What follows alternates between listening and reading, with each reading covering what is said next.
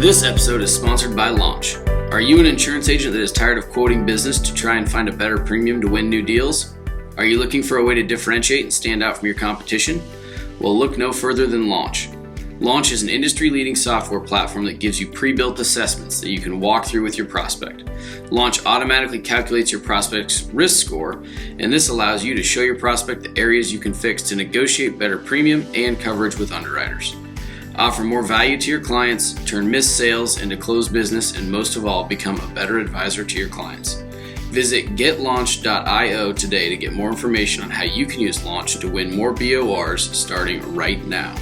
That's getlaunch.io to learn more. All right, welcome to the Sales Process Series. We are really excited about this. And what this series is an interview with several different top producers in the insurance industry. These are folks that are absolutely killing it. They're over doubling their new business revenue over industry averages and doing it through a consistent sales process. And so we're having these conversations to pull out those themes that are really working for those individuals and really give them to you so that you can double your new business revenue. So enjoy the episode and look for more episodes in our Sales Process Series. All right, well, welcome back to Getting Past the Premium, everybody. We have an awesome guest with an interesting perspective today. Stephen Turnbull is joining us. And Stephen, I'm happy to have you here. Thanks for jumping on. And we're gonna jump right in. Why don't you give everybody kind of your background, who you are, the 411 on Stephen, as they might say. Sure. So first off, I appreciate you guys having me. It's good to be here with you guys and talk some shop here. But my name is Stephen Turnbull. Yep. Founder of T5 Insurance Services. We are located in Utica, New York. So we were joking around before we started recording that is not near the city. Yeah. I always like to call it not close enough to Aaron Gordon, but we are about 45 minutes east of Syracuse. So we're right in the center of the state. So in upstate New York, and I've got a long history of bloodline of insurance agents. I am a fifth generation agent. I was born and raised around an insurance agency. My father runs an insurance agency, and we can dive into it a little bit into the podcast here. But in May of 2022, I decided to pave my own path and took the jump and started T5 Insurance in May of 22. So we're coming on our 8th month here in business. Had some exciting stuff happen over the last 8 months. That's been a lot to juggle, but a lot to learn and a lot of good experiences and having a lot of fun. So that's a little bit about who I am. Absolutely. That's awesome. So I think the big question is, why? What made you take the leap and the jump into starting, your own agency? And I think then we'll get into what you've learned since then. But yeah, I'd be curious to know just kind of what your thought process was. Yeah. So, like I said, long time family business. I was a fifth generation agent, kind of on track to take over the agency. And, it was a 156-year-old agency. Wow. So not really sure where that is on the spectrum, but it's got to be one of the oldest up there. But, with that comes good habits, a lot of doing the same old and there's certainly no right and wrong way to do things, but there was just a different way that I wanted to do business, kind of a more updated approach and, a different way to run an agency. And I figured I was getting married at that time. I was getting married in 6 months, in my younger years, don't have any kids, and figured if there was any time to take the jump and try to see if I could do this on my own, now would be the time. And so that's what I did back in May. And, it's been incredible. It's been rewarding, challenging, obviously, but I've never personally, felt happier, which is the most important thing. So it's been a hell of a ride so far. It's the last 7.5 months felt like 70 years, but we're getting there day by day. Yeah, 70 years of education, I'm sure, right? Oh, yeah, and a lot of people might have waited until they had the ring on her finger for sure, just to make that jump. But you just decided to do it 6 months ahead, huh? Yeah, so I left in May and we got married in September. So God bless her. Awesome. She's gonna listen to this, but she's my biggest supporter and late nights of helping me do some things. She's got her own full-time job and own things that she's chasing, but she's certainly been a huge part of it. So I wouldn't be here without her. Oh, that's awesome, man. That's awesome. Well, congrats for taking the leap, man. Thank you. Certainly takes some guts in our industry. There's some barriers to entry for sure. Maybe talk through some of those types of things, that what did you do leading up to kicking off the agency to kind of prepare? And then, how'd you get off the ground in that first couple months? Yeah, so I'm sure everybody knows the name Mike Crowley. He's become a good friend, and he's right in Syracuse. He's about 45 minutes away from me, so we've become good friends. And him and I actually connected about 2017. I just started doing videos, and so I was only a year and a half in the industry, and started doing some video marketing. And him and I connected because he's big into that, and got together. And I always tell the story because to this day, we got together to have lunch to talk about video marketing. We haven't talked about video marketing once. Him and I have very similar stories from a family business. He works for his family business and now is in the process of taking that over. But he just became my mentor. So the point of that story is the first thing I knew I had to do was get a mentor, get somebody I can trust, get somebody I can bounce ideas off of. And, in the last couple of years being in the family business, it was always kind of in the back of my mind, will this have to happen? Am I going to end up doing this? And using him as a backboard for those thoughts. And, he's been a huge part of just kind of pushing me over the line when I needed it. So to answer your question, getting there was, finding that mentor. And then just, not being afraid to ask questions. I utilize the local big I. There's a lady by the name of Christine there that honestly, if it wasn't for her, I don't know how far I would have gotten the process, because I didn't anticipate in May that I was going to do this as fast as I did. And so I was trying to run the agency as lean and mean as possible. Right. So I said, all right, I'm going to start it remotely. And those are kind of some of the things that I wanted to do differently as far as doing business anyways. And I had a call with the state. Here's everything. Here's my tax ID, ready to go. I would like to be in business. Where's your office? Oh, I'm gonna run it out of my house. No, you're not. Okay. So but that was one of those things. And so in the state, we need an office space. They actually had somebody come and inspect the office to make sure it was real, and had to talk to my landlord and all these things. So, that's one of those examples of things that you just learn when you're in the trenches and pivot. Wow. And so it was, luckily I had a commercial client that had an office building downtown, and I called them and said, do you have a glorified janitor's closet for me? And they're like, oh yeah, we got just the place for it. So it's 20 by 20 office space, but it works to get going. So that's awesome. What's the point of you having to have physical space? So they say it's the LexisNexis running the motor vehicle records and stuff like that. Since it's confidential information, the state requires us to have the physical space. Huh. And it's a twist off of that. So I know there's a couple people that I know that started. I know like Hanley got an exemption when he started because of COVID and stuff like that. But it's other New York agents that I've talked to, it's been one of the things I've had to deal with. Interesting. Can you rent space and then go work from home? Oh, absolutely. And I truthfully do. Don't let anybody down the state listen to this podcast. But it's just super interesting to me. That is. Yeah. Wow. For me, it's been an adjustment, right? Because the agency I came from, I worked for my family shop for almost 7 years, and it was very much of the old fashioned 9 to 5. You're in the office, and so I still needed some of that kind of structure of going to the office space. So it, with all said and done, it actually ended up working out pretty well for me. So yeah.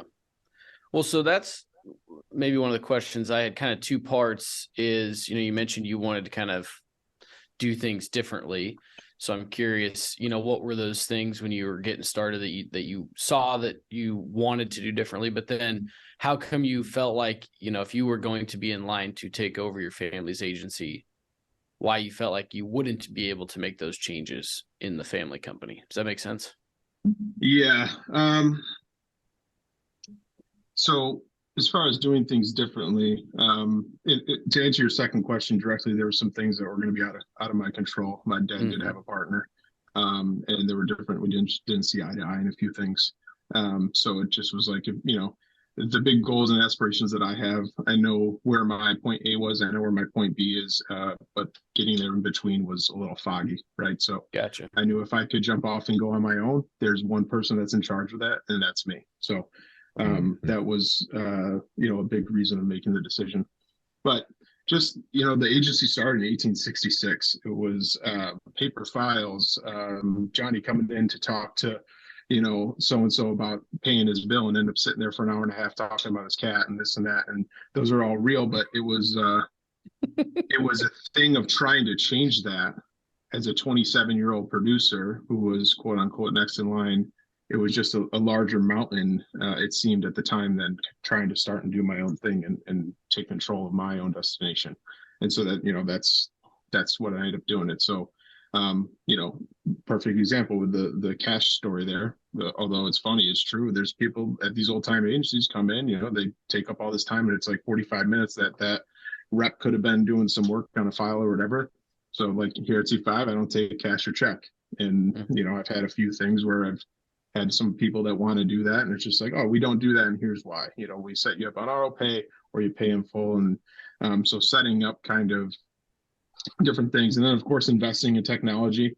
I wasn't the owner of my previous agency. I didn't really have I had to say in some things that we, wanted to try to do to bring things. But at the end of the day, I didn't have the checkbook, right? So I couldn't take the investment on different things and kind of build out that customer experience. So that's what I'm, hyper focused on, and the opportunity with all the people, whether it be Hanley or Crowley, all these people I talk to, it's like, document all your processes now, work on crafting those processes now, because it's easier to turn around the canoe than it is the ship, right? So while it's just me, I can say, here is how we do it. So that when the first hire, second hire, third hire comes, this is how we do it. It's not changing old bad habits.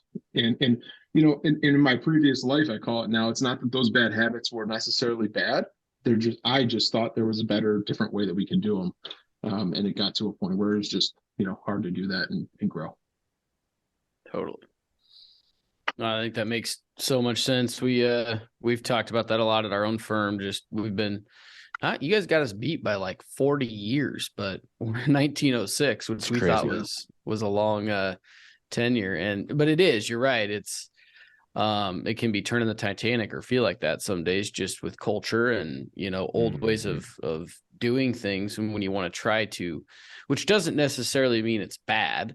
There's a lot of institutional knowledge that can be there and a lot of fantastic things, but there's also it can be a lot harder to, as you mentioned, turn the ship. And so I applaud you for just kind of taking the initiative and saying it might be easier to do this thing from scratch and building it up from the bottom. So I think that's awesome. Sometimes I'm jealous. Yeah. Well, not only do you have to, change the way you think, you got to change the way your partners think that control the checkbook. But then sometimes the largest hurdle is changing the way that clients think. Yeah. Because you got to retrain them to like, hey, we're not going to, when you drop off your cash payment, which we're not doing anymore, by the way. So maybe the last half of that sentence is irrelevant, but like you're not dropping off your cash payment and whatnot. It's a different deal. Yeah, no, completely different. And to your point, it's not that, any of that business, the cash paying business is bad business, it's evolving into the times. And to give you perspective too, when I joined the agency in 2016, I was the newest hire for 22 years. So it was a small firm. It was a small firm. It was my father, uncle, and 3 CSRs. And the newest hire saw me running around in diapers when I joined the agency, right? So oh man, it was like, okay, now Steven joins and wants to, this is a good idea. We should try this or whatever. As a, who's this kid going to come in here after we've been doing the same thing for 25 years? And no matter how you present that, there's going to be that thing. And again, I'm not at all, bashing my previous agency, the way that they do business. It's just the different processes that I wanted to follow. So 100%. This is much more a story about, you going out and trying to conquer the world the way that you see it, which is admirable and sweet. So yeah, I appreciate you saying that. Nice. So break it down a little more. Then who are you targeting, clients wise? How are you targeting them? What are you looking to do different? And then kind of, as I mentioned, what have you learned over the last few months, 8 months or whatnot that, you'd like to pass along to people that, might be in the same position? Because I do think there's a lot of those, particularly probably producers right now that, there's been a lot of M&A activity and, things are changing for them and their books and how they work with clients and all the stuff. And I think doing what you've done and making that leap can look very intimidating to a lot of people, right? And so, again, having you tell your story, I think is awesome. People hopefully can get a little encouragement to potentially get out and jump on their own. So maybe walk through that. Who are you targeting? How? And what have you learned? Yeah, sure. So I'm mainly personal lines right now. I'd say probably 75% personalized, 25 commercial. My last couple of years at my previous agency, I was growing more commercial. But I'm kind of starting over, right? I'm working on getting my carrier appointments, and most of the easy ones to get that I had the relationships with were personal. So right now it's just about getting revenue in the door and growing the business. Mainly personal right now. I've kind of developed into a few niches as far as homeowners, more specifically first-time homeowners. I've got some good relationships with mortgage brokers and realtors in the area, and have kind of crafted to be like the local, young buck insurance guy that's hitting the pavement as far as that stuff. So got a little niche going with first-time home buyers, and then do some habitational real estate stuff for the local area. As far as how I've gotten the business, it's been 100% referral marketing. Okay. I haven't Love that. made any cold calls in my entire career. Past maybe trying to round accounts or different things like that, but it's really been 100% community oriented. When I joined the business at my previous agency, my last name, which was the name of the business, was very well known in this area for 155 years. And a lot of my friends from college, I went to college about 3 hours away. So everybody thought, oh, you're going home to work for daddy's business and you're good to go. You're good to go. But from day one, it was the focus of, I have to grow the brand of Stephen Turnbull. A lot of people know my last name in the area because of the business, but they have no idea who I am.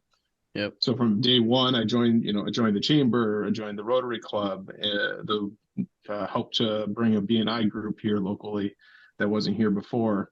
And kind of found out, okay, really just in my early days, infused myself in everything I possibly could, and said, all right, where do these things stick? Where do I like spending my time? Where am I getting return from my business? What is different things? And so I've really just kind of developed into being extremely community oriented. So I'm very involved in the Rotary Club, the Chamber of Commerce, and my B&I group. And I kind of look at those as, my three pillars of referrals. And it's an interesting thing today. I've got a good friend, Sean Fitzgerald. He just opened an agency a couple of years ago down in Long Island, but we talk a lot. And it's like, I love the feeling of waking up and feeling like you're going out of business every day. And that's exactly, especially growing the agency right now. There's no renewals right now. I'm 7.5 months in. If I'm not right, there's nothing coming in the door. And so I've been just, constantly putting my name out there, meeting with mortgage people, meeting with realtors, going to local events, and just kind of branding myself. And so far, so good. That's awesome. Yeah. Quick, interesting perspective on looking at an existing established producer, like, they don't have any renewals. We were talking last week internally about how the renewal process is such a hurdle, for every account throughout the year. And you could easily spend the majority of your year just continuing to keep your existing clientele. Sure. But if you could really start to figure that out, have the mindset like you just mentioned, like, you're going to wake up every day like your business is going bankrupt. You'd have a different mindset on that. That's sweet. Well, I think from the standpoint I'm at, I have the revenue goal for the month, and I just back that up into my daily activities. I need to get this many policies issued, each week or whatever, to try to meet those. And have there been months I haven't met them? Sure. But I pushed that out there, and it's been good. I just think the position that I have seemed to have found success in is positioning myself as kind of the community local guy, if you will. It's amazing to me. And again, I have so much to learn. I'm only 7.5 years out of college at this point, but it is amazing to me how far you can get. And I have an experience in the industry. So of course I'm speaking of this industry, how far you can get by just doing your job and doing the right thing. Just simply doing your job and doing the right thing by the client, and from a personal line standpoint, which is a majority of what I'm dealing with, if you cannot for some reason take over that account because you can't beat it and the premium's good, just being honest and telling with them every renewal they're sending over, hey, you couldn't do anything last time, can you do it now? And then they tell 10 friends, yeah, he pointed out weaknesses in my current policy, he didn't take it over, but now you're getting referrals from all their friends, you're writing 80% of them, and then they're sending you their renewal deck after State Farm just did a 10% increase or whatever it is. So that's what I'm just focused on, is just doing the right thing by the client, and just putting my head down and making it work. Totally. Well, and there's two things in there that I'll comment on, because I totally agree with you. Number one, I just think it's important, no matter how you want to brand yourself, that you stick to something, right? Kind of figure out something that people can remember you by, that you can lean into. I think too often it's very easy in our industry just to be the generalist, to kind of do everything for everybody and have a whole bunch of different ways to get business, which can work. Don't get me wrong, but the more that you can become kind of known for something, whether that's involvement in the community, whether it's a certain expertise, whether it's, whatever it be, you're going to have a lot more opportunity out there. And then secondly, I think one thing we're finding that's been interesting is clients resonate, or prospects resonate a lot with that community-based business and company, and even small business and company, because it seems like they're starting to catch on and realize all the M&A activity that's happened in our industry.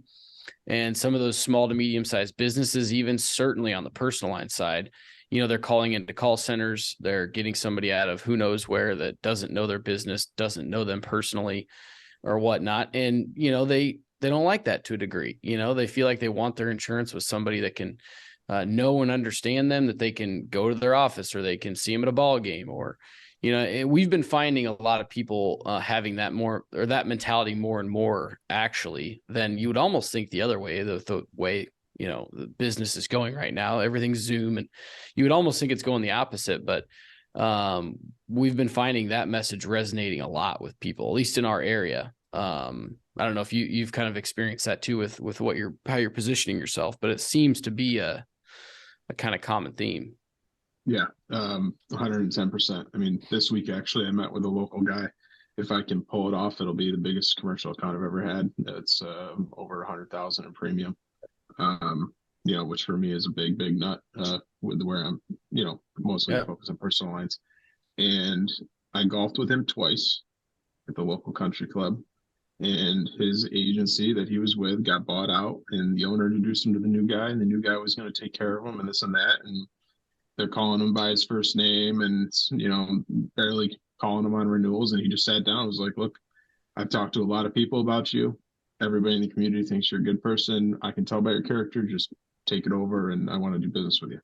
And if I can just continue to position my brand in the community as the insurance guy who's going to do the right thing for the people, like you said, I think the people are recognizing that more and more. I agree. Definitely agree. Which is refreshing, isn't it? We're not talking about any smoking bullets here, No, it's not rocket science, right? Yeah, smoking bullets. Smoking bullets. It's getting back to the basics. And which is amazing. And if you can gain that clarity, I feel like you have to go through this whirlwind of shit, of thinking like, oh, well, this next piece of technology could be the key, or this marketing campaign is going to be the next key, or we're going to start doing this and whatnot. And at the end of it, it's like, you just need to have honest conversations and put yourself in the right position in the community, and you're like 85% of the way there. Yeah. Oh, absolutely. Yeah. Just keep showing up. Even with the local events. I mean, we're in a smaller community. I think Utica is about 70,000 in population, and then surrounding areas, of course. But it's a small community, and there's more of the competition here locally is kind of the older classic insurance guy, right? That, like we talked about when we started, has built that book and then just coasting on those renewals. And it's just people want the service. They want to feel special. They want to know that you're taking care of them at the end of the day. And as long as you can just show up and continue to do your job and do the right thing, I think it's a win-win. Well, what we're not saying too is that, you know, if you're taking PE money, or, you know, you sold, or you are going upstream with your target market, like, we're not saying that's not legit or a great way to grow and whatnot. Like, I think everyone along the entire supply chain of insurance is going to be better off niching down and getting more specific to who they want to provide services to. And while agencies do that, it's going to open up other opportunities for guys like you to come in and say, hey, like, this segment of the market's being completely ignored. I want to, you know, make a living doing this. Yeah, absolutely. I couldn't agree with you more. Yeah, totally. So I'd be curious, Stephen, you mentioned carrier appointments. You know, what are some of those maybe hurdles that you've been battling, you know, as you've been going over the last 9 months? And then, you know, how have you overcome them, and what have been some of the biggest things that have helped you, you know, get a solid start? You know, honestly, I've been super lucky as far as carrier appointments. I think New York has a lot of strong regionals, and I had them. I had all of the contacts at my previous agency. Yeah. And so, you know, before I decided I was going to do this, I said, hey, I'm thinking of doing this. If I do it, will you support me? You know, oh yeah, we'll support you. Or, you know, and I certainly, with the 155-year history that the other agency had, there was plenty of carriers that were grandfathered in from different buyouts and things. So there are certainly some carriers that just don't do new appointments, or you know, don't do startups. You got to talk to them after year 3 or whatever it is. But I will say too, going back to finding a mentor and just not being afraid to ask for help, or you know, working on those relationships within the industry. There were a couple of appointments that I've gotten that I probably would not have gotten if it wasn't for a relationship that I had. You know, so I know I listen to all the other podcasts, and, you know, I know it's a tough thing for carrier appointments, and, you know, people that are starting up, it's a tough thing. People are going into the different clusters and this and that, but I was very lucky to not have really much of an issue with that. So I've got 10 direct appointments right now. Nice. Good mix of personal and commercial. Again, my commercial business is small Main Street mom and pop stuff anyway. So those commercial appointments are really, you know, the ones that are doing commercial and personal together. So, but again, you know, just going back to putting myself out there, and the advantage that I certainly did have of already having some of those relationships from the previous life there. Yeah. Well, it's still a relationship business at the end of the day, and so many facets. And so if, you know, sometimes we forget about those relationships with carriers that, you know, are so important to our success, and need to treat it as no different than you build a relationship with a prospect, you know, to get solid relationships with them. So what about, I'm curious then on kind of the tools that you're using that you brought on. Obviously, I'd imagine, you know, you were pretty selective just from a cost perspective, and you can't do everything at once, right? So I'm just curious kind of what you brought on from a tech perspective, or any, you know, tools that you find especially helpful getting things off the ground, and starting to hit the ground running. Yeah, so I'm on Hawksoft for the management system. Nice. At my previous agency, we were on Easy Links, and then about the last year I was there, we went to Hawksoft, and I just like the way they operate. I think it's very user friendly. And then I have Insured Mine as my CRM. Okay. So been really happy with them. I think they got a lot of exciting stuff. I was with Agency Zoom. Right when I left was right before they did the integration with Hawksoft. So I left to go to Insured Mine because they had the two-way integration. And so I was on Agency Zoom. I think they're both great CRMs, but Insured Mine's been great. It's, you know, really budget friendly for me starting out, and it does exactly, you know, what I need to do. From a standpoint of things that I find success with, video proposals. Okay. Just I had Advisory Evolve. You know, Chris had us set up at the previous agency. It was one of my last things I did. And so I got him a nice blingy website and then took off. So they got a nice website. And Advisor Evolve is going to be my 1 year present to myself. When I make it to that 1 year mark, I'm going to get that. But right now, I'm just using Loom videos, but still kind of providing that same experience. And every time I do a video proposal through Loom, even at this point, the response just still blows me away of, hey, everything looks good, or I'd like to take that increased coverage here, and then, send me the apps, we're good to go. And I think one of the interesting things, if I ever tried to fully implement that at my previous agency, they would have thought I was crazy.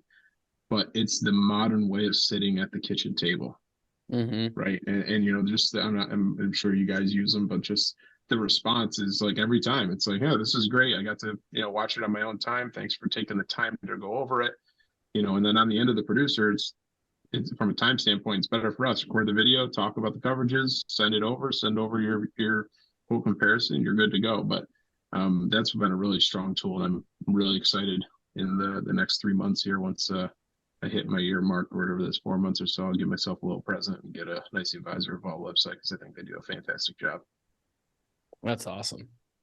Yeah, we actually don't do much for video proposals. We've kind of talked about it a bit, but haven't. And every time I hear somebody doing it, it just makes total sense.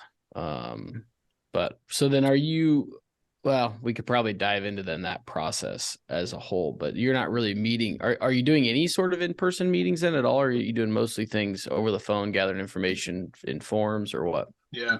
So mostly over the phone and email. Again, I got this little office, but I think I've had 3 people in the last 7.5 months come here. 2 of them were marketing reps. One guy walked off the street and I thought I was being robbed.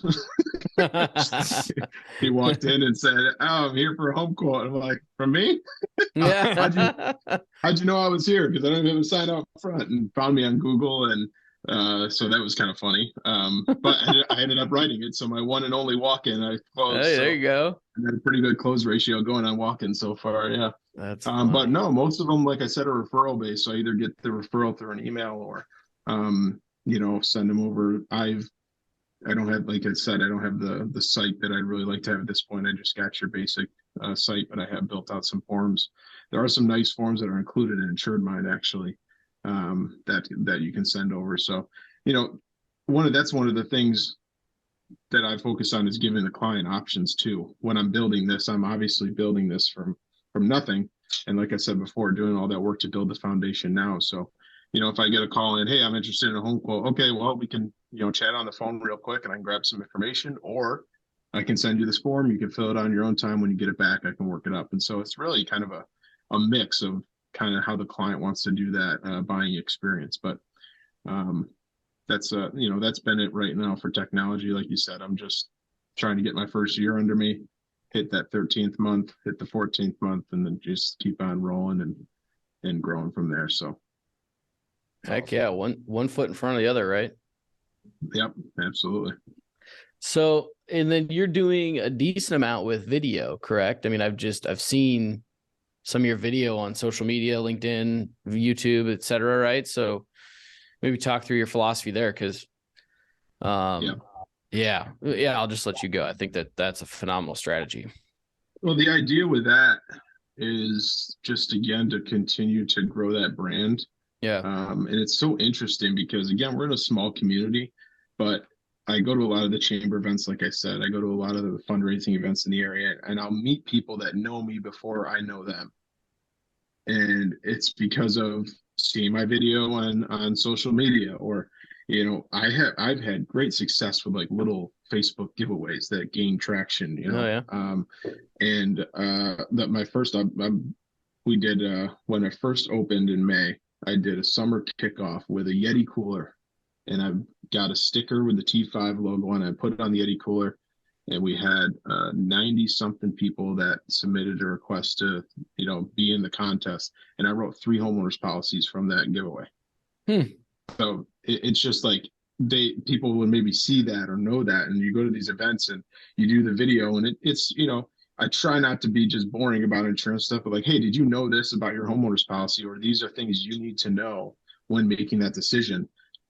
and none of the messaging is you have to call T5 because we're the absolute best at what we do, and this is why. So call us and don't call anybody else because they suck, right? It's here is what I would do if I were you looking in the market. And I'd always say find an independent agent, whether it's me or the guy down the road. Yep. I did one recently on the 3 things you should consider when looking at homeowners policies. Find an independent agent, make sure they're talking about your options, make sure they're tailoring it to your exact needs. And I think when these things happen, I've gotten several policies from just like, oh, I saw you did this. I didn't know you did it. Or so with the video, it's kind of, again, tailing on that brand of who Stephen Turnbull is and who T5 is, and then just trying to be familiar. So when that comes up, maybe they have that Geico policy and the customer service on that claim is absolutely terrible. They know who to call when they get that resolved or whatever. I think the biggest, just to finish that point, for 6.5 years, I've been known as the kid at the family business, right? Yeah. Stephen Turnbull with Turnbull Insurance. So it has been, hyper focused on recreating that brand. Mm-hmm. And that's been a challenge, and that's been one of the most exciting parts too.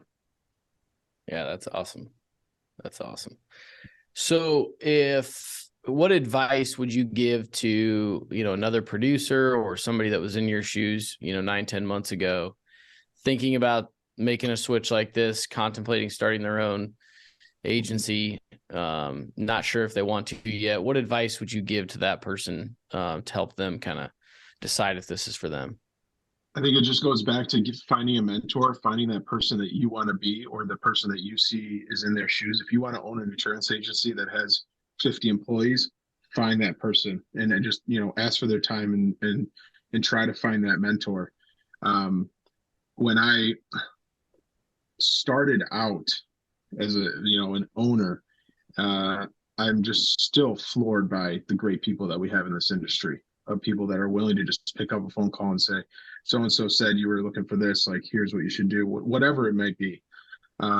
I went to the IOA conference. That was absolutely amazing. That was only 2 months after I opened the agency. But I can't stress enough, like find a mentor and find somebody that you can talk to about what your plans are. Because, I'm sitting here telling you how happy I am. This is the best decision I've ever made.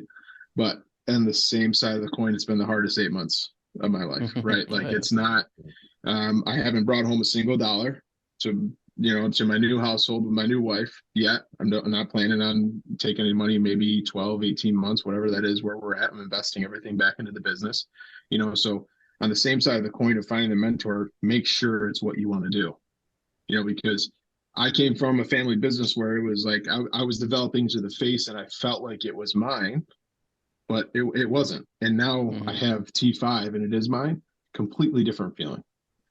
And, a lot of people in the industry talk about there's that really good second person. And if you're that really good second person, there's nothing wrong with that, because running an agency and being a top producer are 2 completely different things. And that's something that I'm reminded of daily.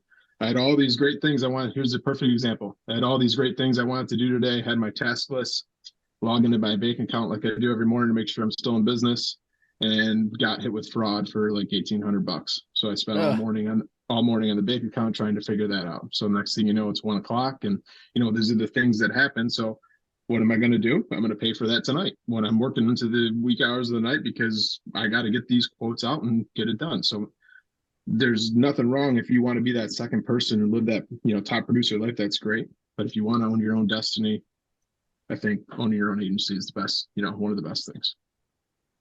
Totally. Well, I give you a heck of a lot of props. I do think it'd be tough to make that jump. So, kudos to you. And I know you're going to kill it. I've heard nothing but good things out there, which is why we're sitting here today. So I appreciate it. Thank you. Thanks for saying that.